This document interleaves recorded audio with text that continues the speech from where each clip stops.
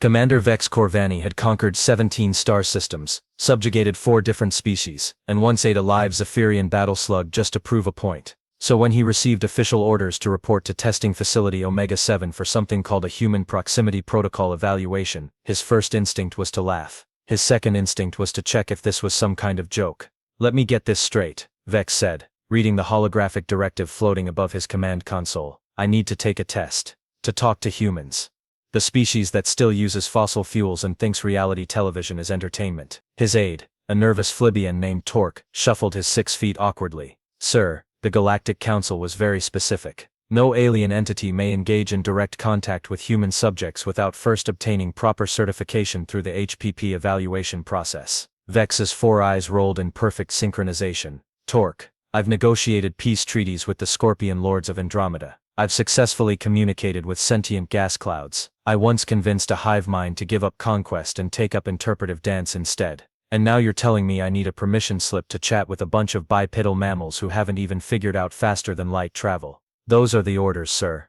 The thing that really grated on Vex's nerves wasn't just the bureaucracy, it was the implication. Humans were barely more advanced than the primitive creatures on his home world that they kept as pets. Sure, they'd managed to split the atom and create some amusing explosions, but they were still stuck on one measly planet, fighting over resources like children squabbling over toys. And yet, here was the mighty Galactic Council, treating them like some kind of exotic dangerous species that required special handling procedures. "Fine," Vex growled, his mandibles clicking with irritation.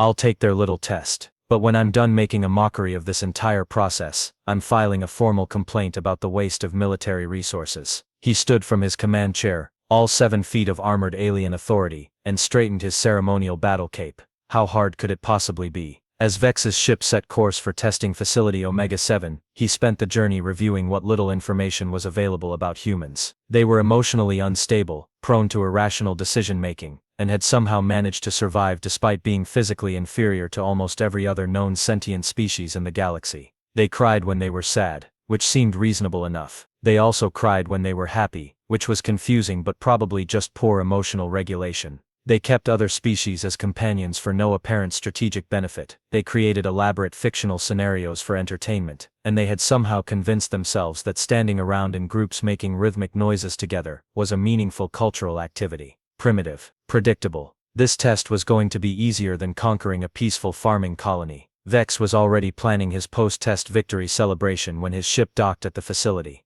Testing facility Omega-7 was not what Vex had expected.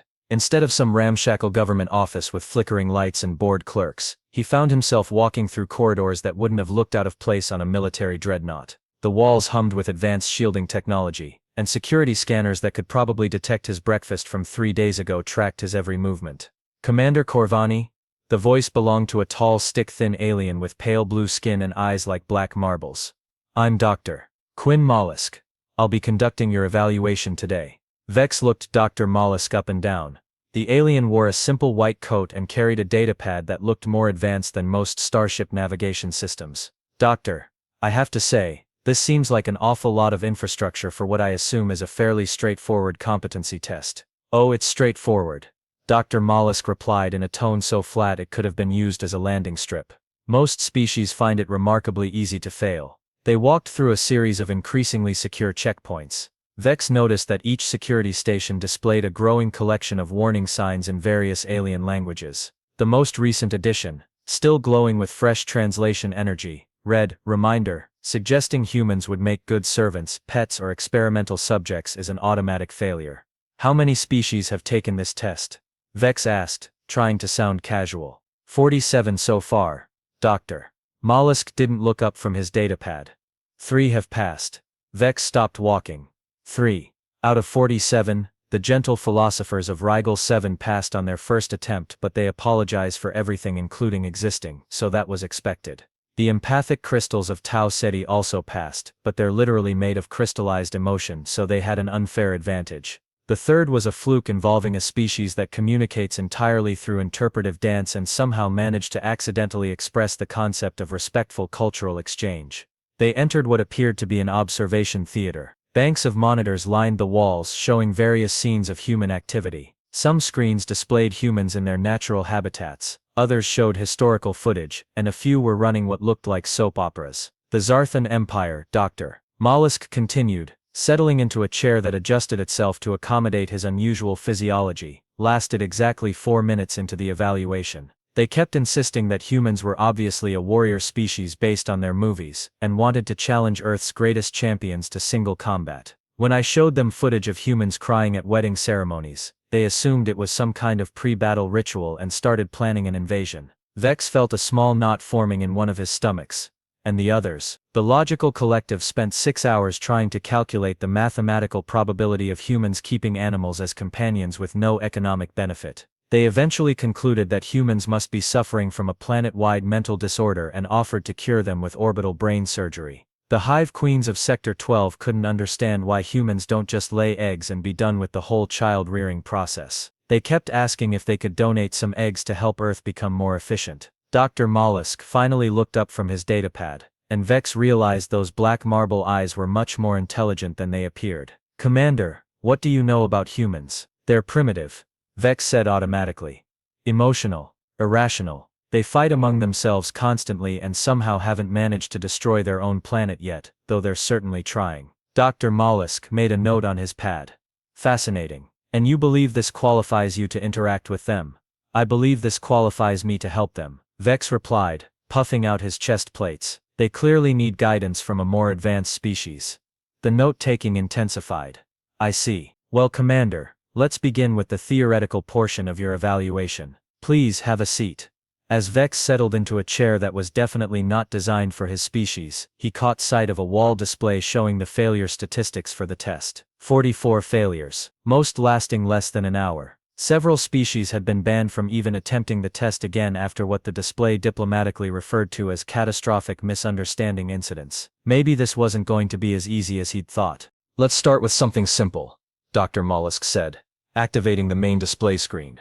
"I'm going to show you various scenarios involving human behavior. You just need to explain what's happening and why." The first video showed a human female sitting in what appeared to be a dark recreational facility, staring at a large screen while liquid leaked from her eyes. Other humans around her were also leaking, some making small vocalization sounds. "Obvious," Vex said confidently. "The humans are being tortured." The dark room, the forced viewing of disturbing content, the involuntary fluid discharge from their optical organs. This is clearly some kind of psychological warfare or punishment facility. Dr. Mollusk made several notes. "I see. And what would you do if you encountered humans in this situation?" "Immediate rescue operation. I'd demand to know who was responsible for this barbaric treatment and ensure they faced justice for their crimes against sentient beings." "Fascinating." Dr. Mollusk's tone remained perfectly neutral. "For context, Commander, they're watching a romantic comedy. The humans paid money to sit in that theater, and are crying because they find the story emotionally satisfying." Vex's mandibles clicked uncertainly. "They paid to cry." Moving on. The next video showed a human male inside a small metal vehicle, striking the steering mechanism repeatedly while making loud vocalizations. His face had changed color to a deep red. "Mechanical failure," Vex announced. "The human is attempting to repair his transportation device through percussive maintenance." The color change indicates he's exerting himself physically to fix the problem. "And if you saw this behavior, I'd offer superior alien technology to replace his obviously defective equipment. Probably throw in a lesson on proper vehicle maintenance." Dr. Mollusk's note-taking was becoming more vigorous. "The human is experiencing what they call road rage. His vehicle is functioning perfectly. He's angry because another driver cut him off in traffic, and he's taking out his frustration on the steering wheel. But that's completely irrational." "Yes." The third video showed hundreds of humans standing in a large space, making synchronized noise while moving their hands together in a rhythmic pattern. Many appeared to be leaking from their eyes again. "Some kind of religious ceremony," Vex said, though with less confidence than before. "Or perhaps a military rally." The synchronized movements suggest coordination for battle preparation, and the eye leaking indicates they're psyching themselves up for combat. "What would your approach be?" "I'd identify their leader and offer to negotiate terms before the battle commenced." Dr. Mollusk paused his note-taking. "Commander, they're at a concert. A human created organized sound patterns, and other humans are so moved by the artistic expression that they're crying tears of joy while showing appreciation through applause." Vex felt his confidence deflating like a punctured spacesuit. "Artistic expression made them leak."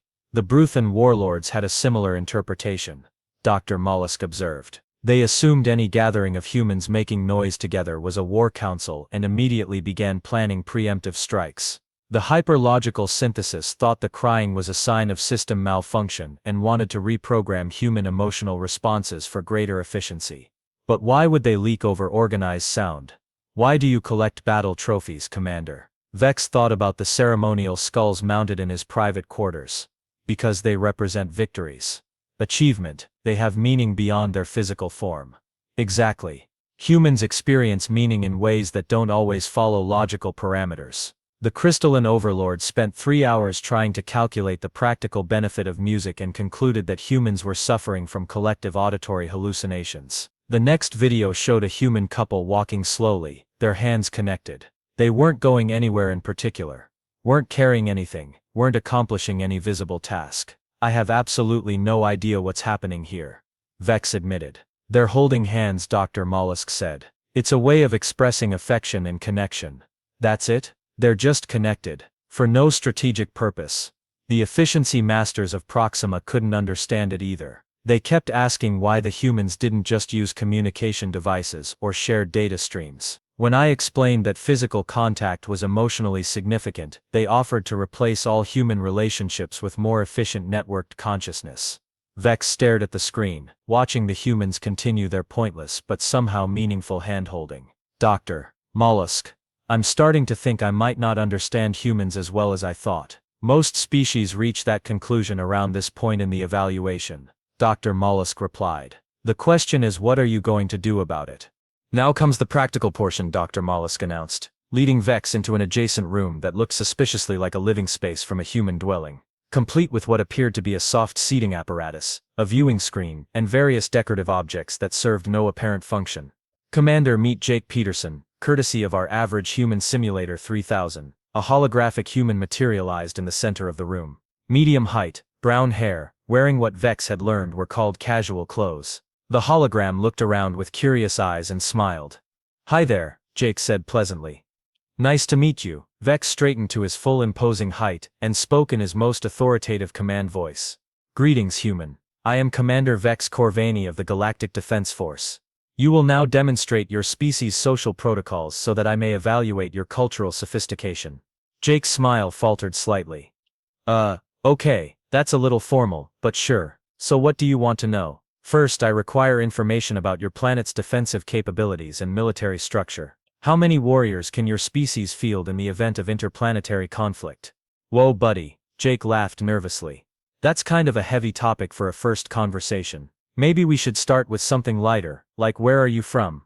Vex turned to Dr. Mollusk. The human is deflecting tactical questions. Clearly he's been trained not to reveal strategic information to superior species. Dr. Mollusk made another note. Continue the conversation, Commander. Vex tried a different approach. Very well, human Jake, your species appears to have numerous inefficiencies in your societal structure. For instance, you waste significant resources on non-essential activities. I could help optimize your civilization by eliminating recreational pursuits and focusing your population's energy on productive labor. Jake's expression shifted from confused to concerned. Are you suggesting we get rid of fun? Like no more movies or games or hanging out with friends? Precisely. These activities serve no purpose in advancing your species' development. Under proper guidance, humans could achieve much greater efficiency.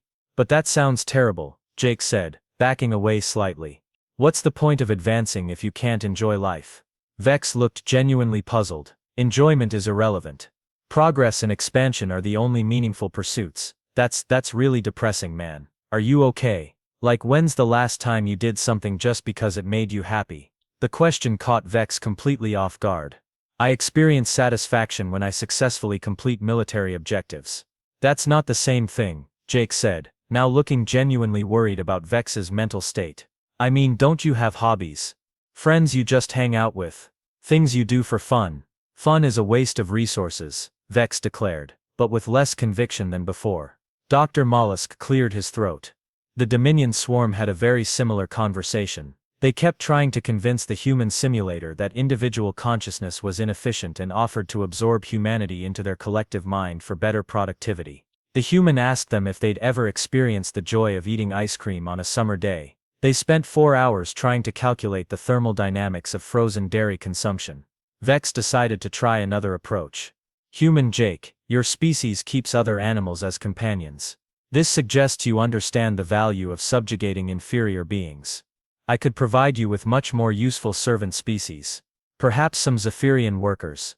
They're excellent at construction projects and only require feeding once per lunar cycle. Jake's eyes went wide. Did you just offer to get me slaves? Not slaves, efficient labor allocation. Dude, that's the same thing. And my dog isn't a servant, he's my friend. I take care of him because I love him, not because he's useful. Love, Vex repeated slowly. You expend resources on a creature that provides no strategic benefit because of emotional attachment. Well, yeah, he's a good boy. He makes me happy when I come home from work. We play fetch and he sleeps on my bed and sometimes he tries to eat my socks. And this sock consumption is beneficial. No, it's annoying as hell, but it's also kind of cute because he's just being a dog. Vex turned to Dr. Mollusk again. I don't understand. The creature destroys his possessions and he finds this endearing.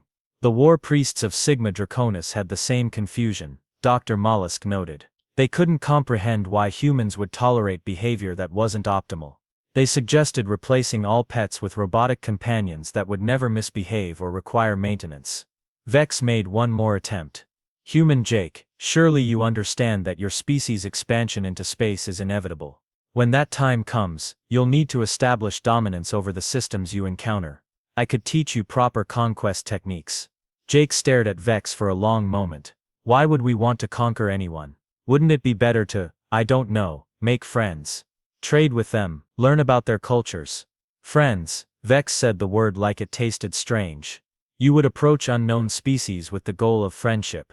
Sure, I mean assuming they're not trying to conquer us or anything crazy like that.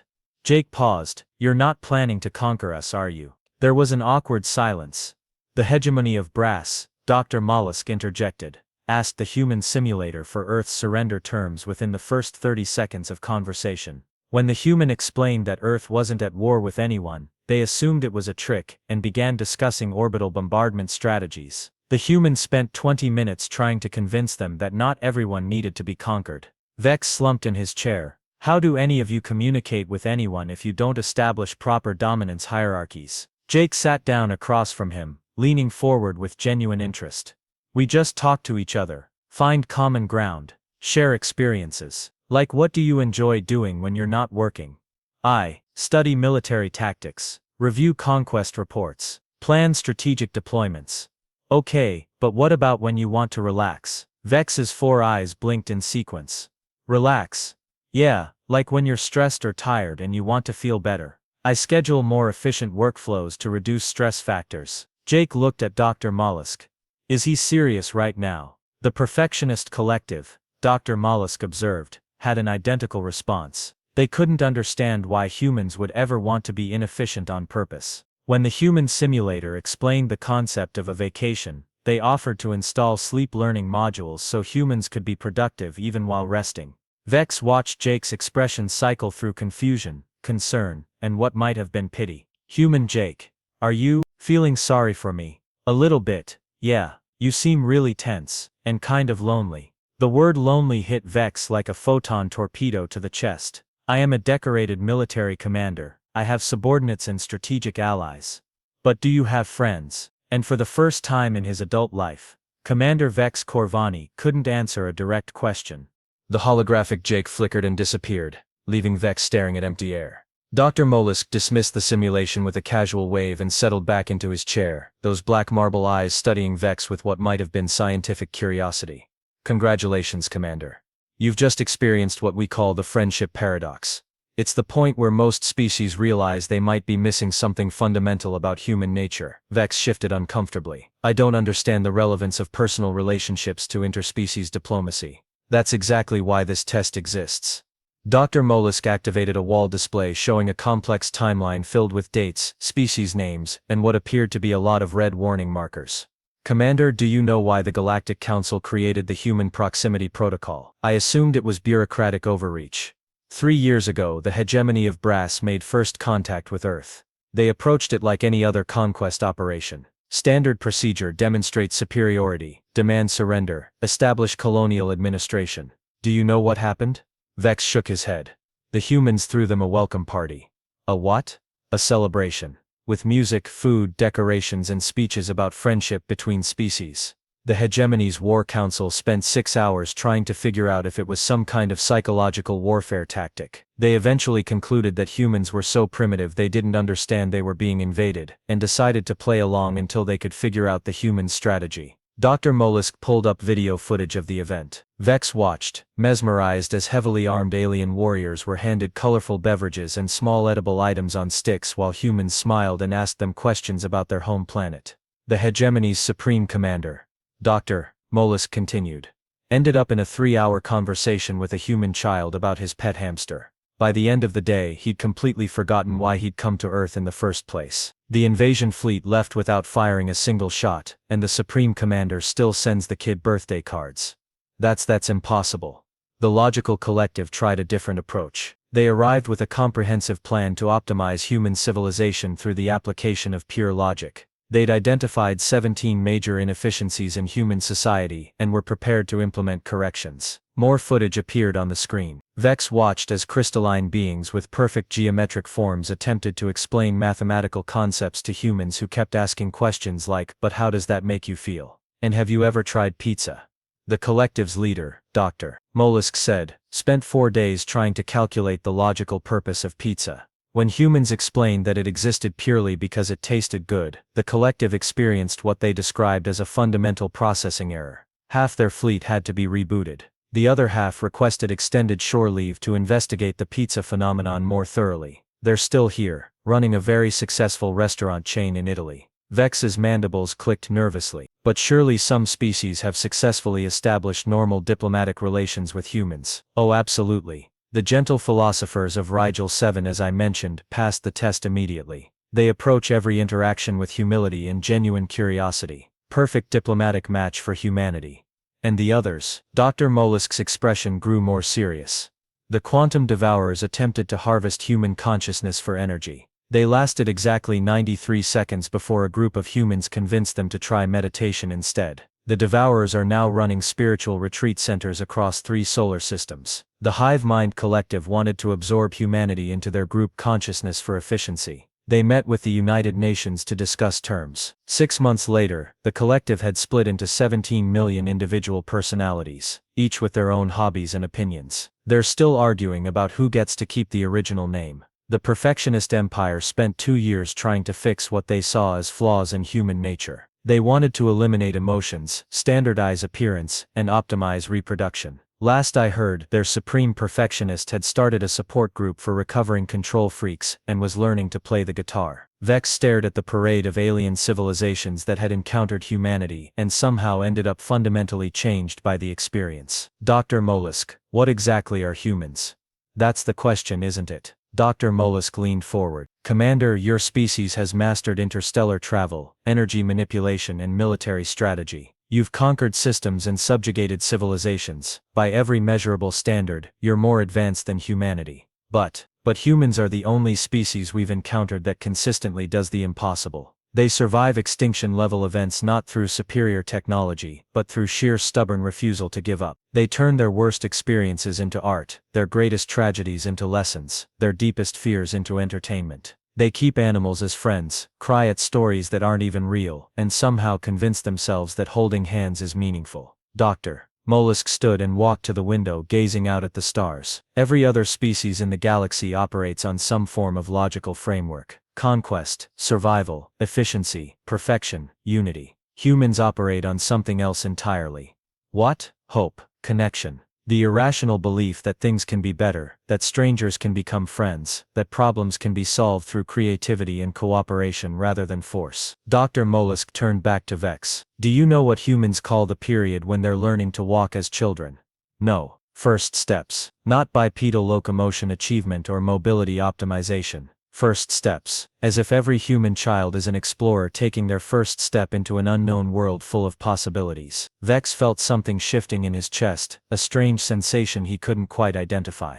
And you think this makes them, what? Superior, not superior. Just different. In ways that matter more than we initially realized. Dr. Mollusk returned to his chair. Commander, the test isn't really about whether you can understand humans. It's about whether you can interact with them without trying to change them into something more familiar. And if I can't, then you'll join the growing list of species that discovered the hard way that humans have a remarkable talent for turning conquerors into friends, whether they want to be or not. The question is, are you prepared to risk becoming someone you don't recognize? Vex looked at his hands, thinking about Jake's question about friendship, about the loneliness he'd never acknowledged, about all the conquered worlds where he'd never bothered to learn the names of the people he'd defeated. Dr. Mollusk, he said quietly. I think I'm starting to understand why this test has such a high failure rate. Dr. Mollusk studied Vex for a long moment, his black marble eyes reflecting something that might have been approval. Commander, I'm going to ask you one final question, and your answer will determine whether you receive certification for human contact. Vex straightened in his chair, feeling more nervous than he had before any military engagement. I'm ready. If you encountered a human who was crying while watching fictional characters on a screen, spending resources on a pet that destroys their belongings, and choosing to hold hands with another human, instead of pursuing more efficient forms of communication, what would you do? The question hung in the air like a loaded weapon. Vex thought about his previous answers, about Jake's worried expression, about all the alien civilizations that had tried to optimize humanity and ended up completely transformed themselves. I would.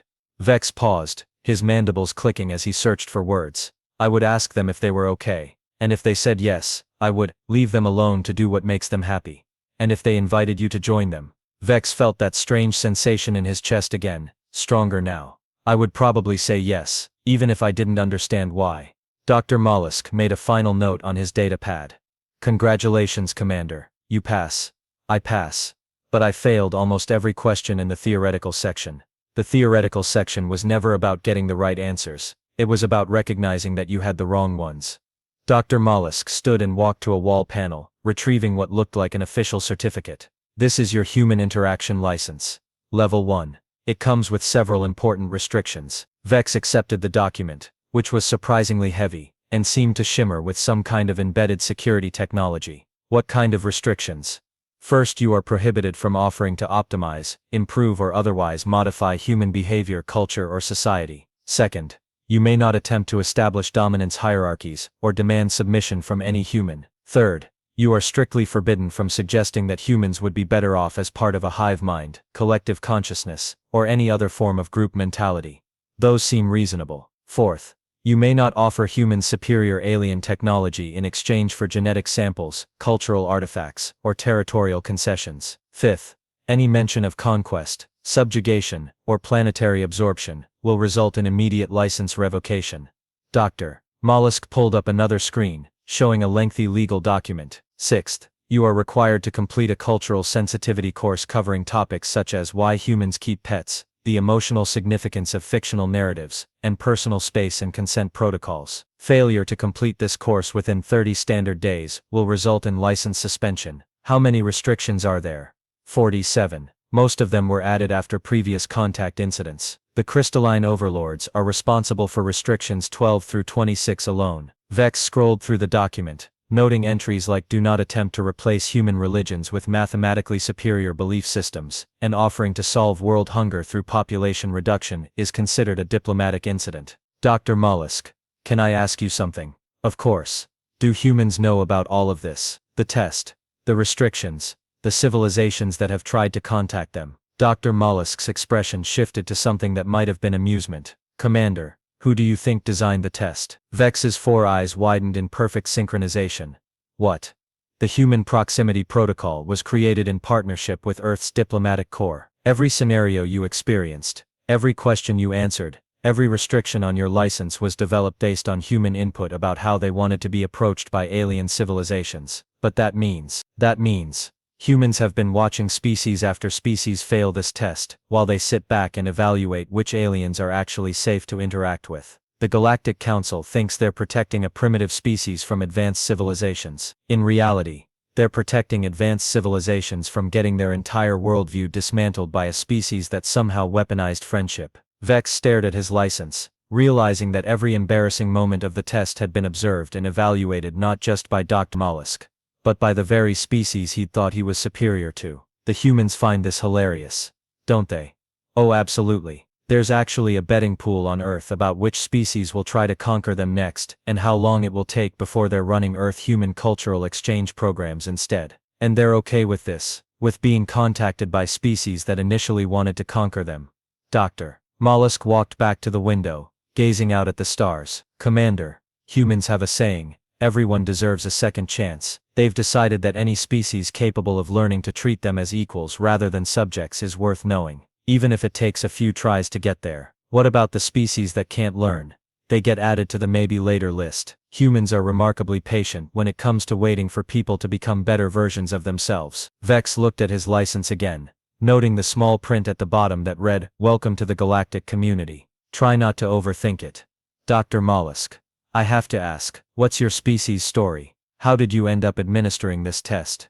We were the first species to fail it, Dr. Mollusk said simply. Spectacularly. We approached Earth with a comprehensive plan to improve human efficiency, through the elimination of art, music, and what we considered frivolous emotional expression. The humans listened to our entire presentation, then asked if we'd ever experienced joy. And we spent the next 6 months learning to paint watercolors and write poetry. Turns out, efficiency isn't everything. I still keep a gallery of my work in my office. Vex stood, clutching his license, and feeling more uncertain about his place in the universe than he had since his first day of military training. What happens now? Now you go to Earth, Commander. Try to make some friends, learn about pizza, maybe get a pet. And remember, the moment you start thinking you know how humans work, they'll do something that proves you wrong. Any advice for my first official human contact? Dr. Mollusk smiled, an expression that transformed his entire face. Don't try to conquer them. They're much better at it than you are. As Vex walked back to his ship,